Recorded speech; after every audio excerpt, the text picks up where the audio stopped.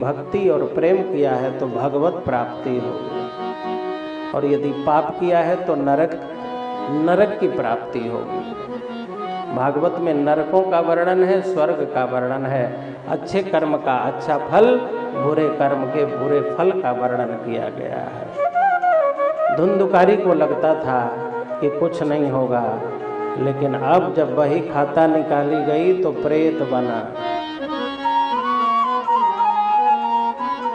निकाली गई बही खाता, जब बही तेरी निकाली जाएगी, जब बही तेरी निकाली जाएगी।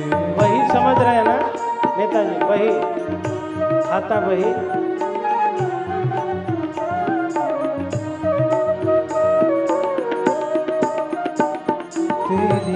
निकाली जाएगी, जब वही तेरी निकाली जाएगी, जब वही तेरी निकाली जाएगी, जब वही तेरी निकाली,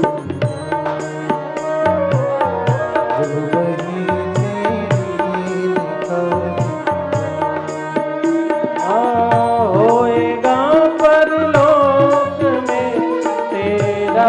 हिसाब, होएगा परलोक में तेरा हिसाब।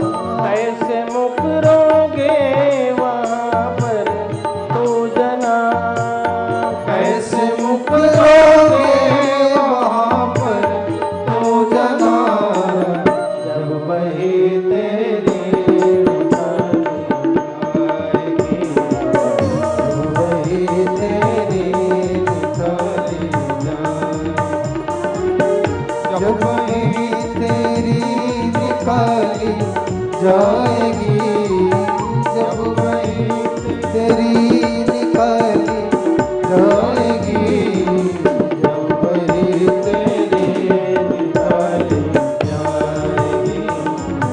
जब वही तेरी निकाली जाएगी, जब वही तेरी निकाली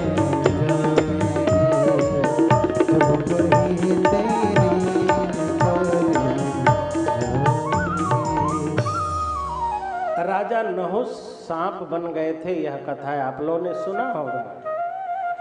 राजा नृग जो सर्वश्रेष्ठ दानी थे, बलि से भी श्रेष्ठ दानी थे, द्वारका के कुएं में गिरगिट बन के पड़े हुए थे। यह कथा आपने सुनी होगी। ऋषभदेव जी के पुत्र मृग बन गए थे। ये कथा आपने सुनी होगी। धुंधुकारी प्रेत बन गया, ये भी कथा कही जा रही है। राजा नृग कैसे गिरगिट बन गए, नहुस कैसे सांप बन गए, ये कोई पहली बात नहीं है, पहली बार नहीं कही जा रही है कि धुंधुकारी प्रेत बना। कर्म का फल प्राप्त होता है, लेकिन एक बात जानिएगा, कर्म का फल प्राप्त होता है, लेकिन कर्म स्वयं फल नहीं देता है, दाता कोई और है। वो आपकी भावना को देख करके कर्म के फल में वृद्धि भी कर सकता है और कटौती भी कर सकता है।